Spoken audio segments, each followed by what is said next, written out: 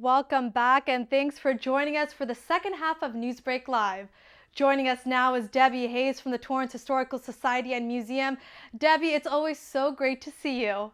Thank you, Hiba. Thank you for inviting me here today. This is exciting. It is very exciting, and in just 2 days, we will be attending a very big event in downtown Torrance, correct? Correct. Rock around the block. And it's one of Torrance's largest summer block parties, which will take place in downtown Torrance. Debbie, tell me about the history behind it and how long it's been around for. Sure. This is our 12th annual Rock Around the Block event. So 12 years ago, we were putting our heads together. How can we get people into the museum to learn the history and see all the Torrance treasures that we have? So we were thinking and we thought, let's have a 50s event. And we're like, well, what could we talk about 50s wise? So we remembered that we received the All-America City Award back in 1956. So this actually makes it its 60th anniversary since we received that award. So we built it around that. That being the award, which you can only really advertise for 1 year, but we're milking it for about 59 more. And so we had a 50s event planned around that. We invited people to dress up in 50s garb. We have 50s music. We have 50s cars. So we line Post Avenue with all the old-fashioned cars that people love to see. And we've invited other cars as well, like the Model A Club. And we got the Weinermobile, and we also asked In-N-Out, which we've had for the past 12 years, and we also incorporated Torrance Bakery because everybody's going to come out for that as well. And what was Torrance like in 1956? I mean, the mayor at that time was Albert Eisen, and former President Eisenhower was in office. I know that predates you, but as a member of the Torrance Historical Society and Museum, can you paint a picture for us of what Torrance was like back then? Yes, it was a time when the war had ended, so the men and women were coming back from the war, and the housing market was booming. So Torrance received that award, the All-America City Award for Growth Without Strain, and it was during that time in the 50s. So that was a special time in the city because with Albert Eisen, our mayor, in charge, he was making it all happen and it was working really well. So that is why we received that award. So it's pretty special, and in our museum, President Eisenhower thought it was special as well, and he sent us us being the city of Torrance, a personal telegram. So we have that on display. So just one of our many bragging rights that we have at the museum. And that's something people will also be able to see that day, correct? Absolutely. Great. And how much time does it take for the Torrance Historical Society and Museum to plan this event? Cost, and what goes into it for people, that attend the event and may not know all the hard work and time? Yeah, this is crunch time, but really when that event ends, it's like the next day we're putting phone calls in to the Weinermobile and other people and still securing our partners because there are a lot of partners. This year we have Toyota, and they help underwrite the costs that we incur to put on this event because we usually have about 1,000 people. When we first did the event, we were just like hoping for 200, and we had, I think, 500. So it's just kept growing, and it's had a steady number of 1,000 or more this whole time, and people just love coming out for it.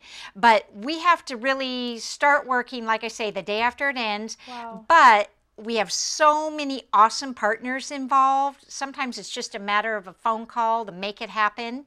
And I also wanted to say it's all done by volunteers. Wow. We do have the city as our partner, so they have their paid employees, but as far as the Torrance Historical Society goes, everybody we get and recruit are all volunteers. So there's a lot of people involved, and there's a lot of work involved. I mean, from dust mopping the museum floor, to hanging up the flags, to getting the hula hoops and our sponsors and prizes. But it's an awesome event. That's amazing. And this year there is a yo-yo champion, correct, as well, along with the Weinermobile? Oh, yes. So some of the fun attractions that we have this year is we have Alex Hattori.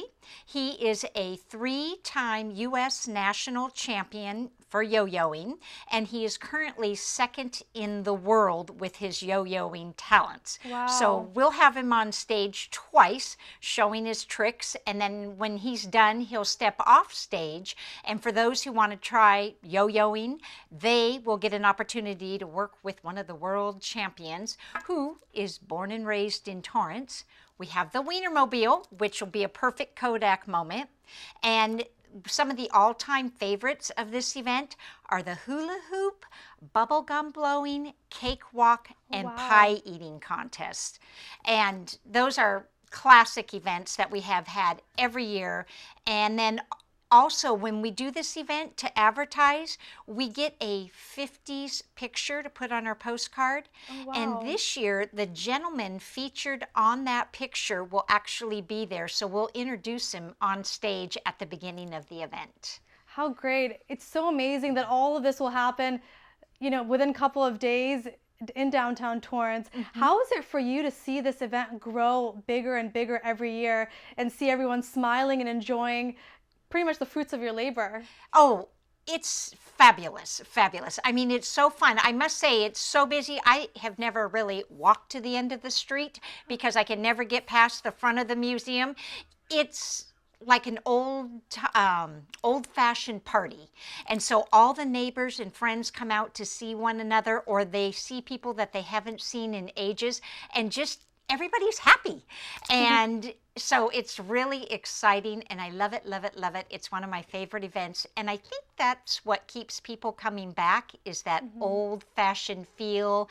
And even though there are like over 1,000 people there, they're all spread out, and you know, so you're not crowded, but it's just really fun. And then also people get to eat from the In-N-Out burger truck, which they love, and they can eat in the Bartlett Center. And there they will get to be entertained by the Liz Holmes Band downstairs, and upstairs are the South Bay Strummers, which is a group of ukulele players. So we have entertainment all over, including our very own Torrance Torrells, an a cappella group who will be singing on stage and strolling around the party all night. And going back to what you were saying earlier about how many volunteers take part in making this event come to life, the Torrance Historical Society and Museum has been such a great gem for our city. Tell us about that so people know, you know, what's there and who you are and who you guys are. Okay, so the Torrance Historical Society is a museum, and we're located on the corner of Post and Cravens, 1345 Post Avenue, and in that building is the history of the city, and we have awesome things like the cornerstone to the very first Jared Sidney Memorial Hospital that's to be opened in 100 years, so in 2025, and we can take a peek at those treasures. We are the keepers of the Louis Zamperini Trust Collection, so we have the largest collection of Louis Zamperini ephemera in the world, and the family entrusts us. We have his Olympic outfits that he wore in 1936. We have his first death certificate, which he lived to tell about, and all sorts of Torrance treasures. So people just have to come in and take a peek. And once they come in, they want to come back. And we also have the largest collection of high school yearbooks in the entire city. So if you want to look up an old friend or yourself or whatnot, you can do so, especially at Rock Around the Block. We'll have them out.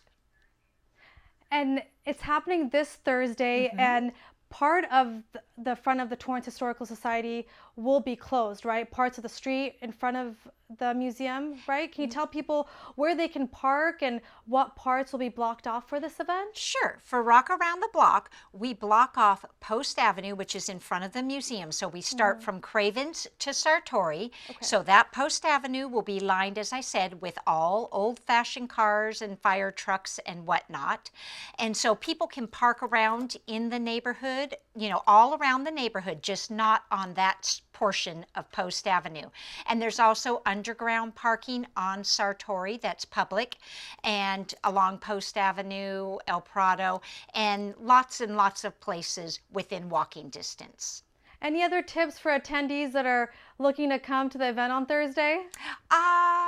You know, if In-N-Out Burger doesn't, you know, suit your taste buds that night, just come, party with us, and then you can walk downtown because we have a fabulous selection of restaurants downtown. And I would say come dressed up, and I don't need to say come and have fun because once you're there, you won't want to leave. And the reason this keeps growing, and which I may have said, is because word of mouth. It's just a fabulous event. So come and participate. But I don't think anyone will be able to blow a bigger or better bubble than me.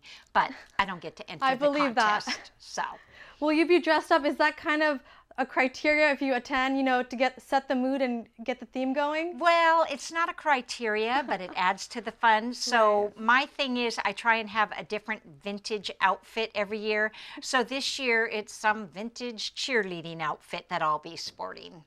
Oh, wow, that's great. And this is one of many exciting events the Torrance Historical Society hosts. And there's one coming up right after the block party, the summer stroll, right? Yes. So tell people and viewers, what is that all about? When is it happening?